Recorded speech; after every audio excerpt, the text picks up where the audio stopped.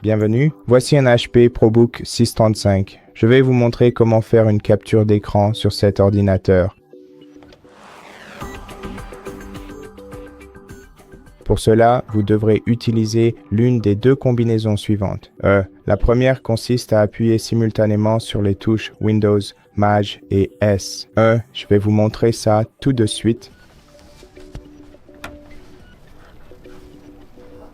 Windows, Maj et S. Il suffit de les presser toutes en même temps, comme ceci. Et une fois que vous faites cela, vous verrez cette barre apparaître en haut de votre écran. Ou l'autre façon de faire, c'est simplement d'appuyer sur la touche MPR écran qui se trouve juste ici. Oh, en fait, vous ne la voyez pas ici. Donc appuyez dessus et une fois que c'est fait, vous verrez exactement la même barre en haut de votre écran. Maintenant, laissez-moi remettre l'ordinateur portable là où il était. D'accord.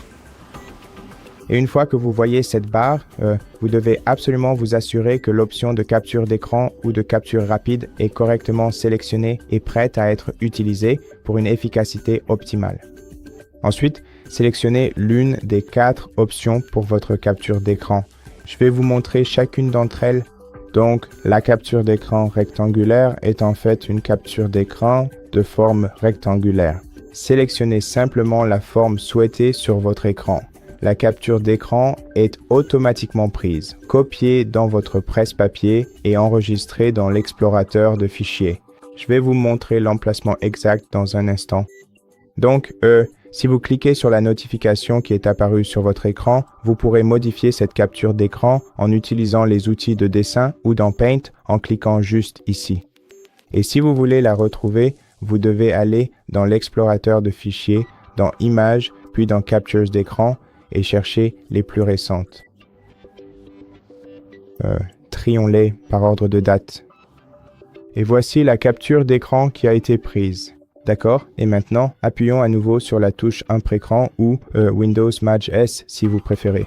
Ensuite, sélectionnez l'autre type de capture d'écran qui est la capture de fenêtre. Et donc, la capture de fenêtre vous permet tout simplement de faire une capture d'écran d'une fenêtre. Donc, si vous cliquez sur une fenêtre ouverte sur votre écran, la capture d'écran sera prise. Cela ressemblera à ceci.